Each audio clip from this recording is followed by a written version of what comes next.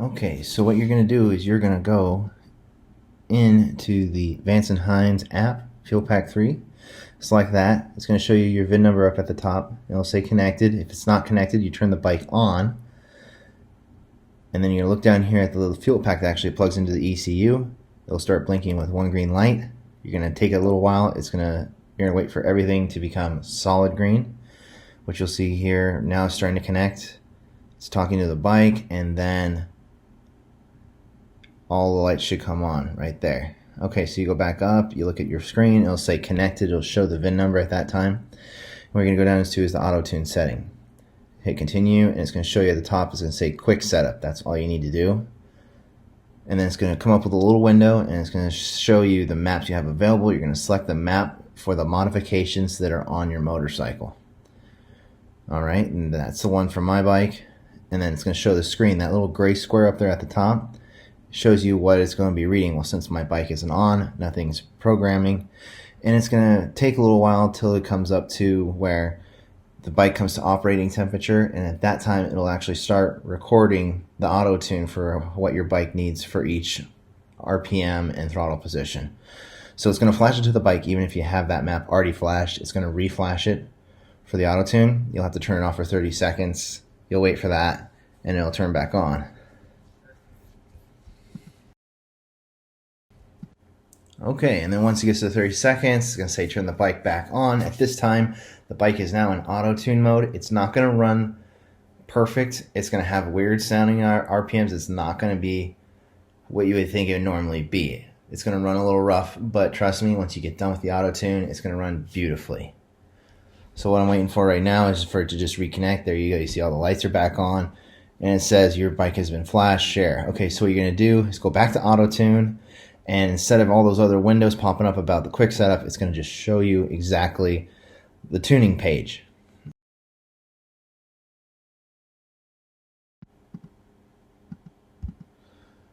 Okay, so you see here how the little square there is jumping around a little bit.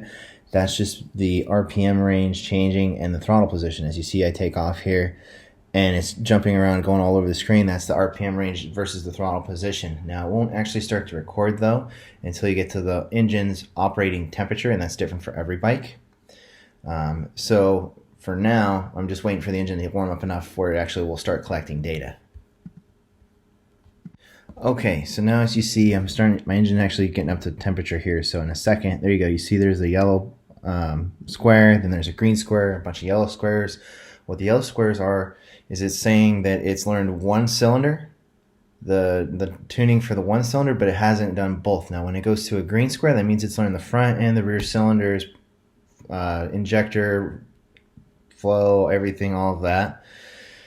So what I like to do when I go to do these tuning sessions is I like to get a little bit of everything. I do like a little bit of county road, I like to do a little bit of freeway, and what Vance and Hines says is that you need to do about 2 of these, 2 to 3, to get a good tune. And I'm going to show you how we're going to do that just in a second here.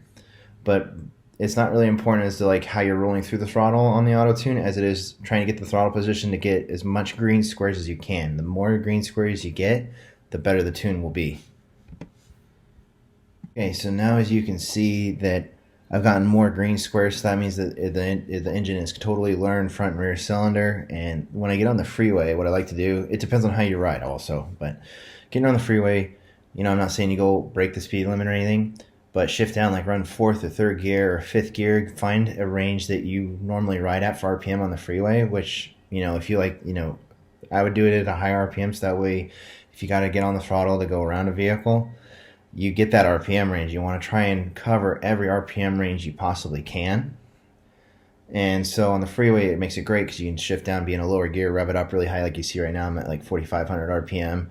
I'll go to like 5,000, and then I'll drop it back down. I'll shift up gears, and I'll run like mid-range to try and get as many of those squares in that area as I can. And the farther the squares are to the right, that means the more the throttle was opened to reach that area.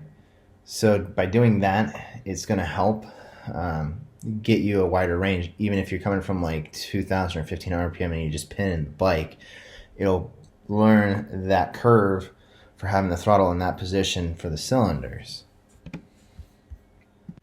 So now that you see I've got a bunch of the green squares here, so I did pretty much all my highway riding, like where the RPM range is that I will be.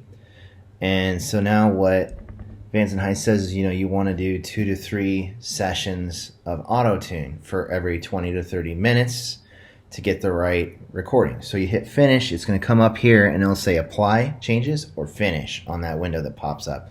You're going to just want to hit apply, because if you do that, it won't take you out of auto tune, but it's going to flash all those green boxes and yellow boxes to the map, so the bike will run a little better. And the next time you ride it, it's going to fine tune it even farther to get it more pinpointed exactly what your engine needs.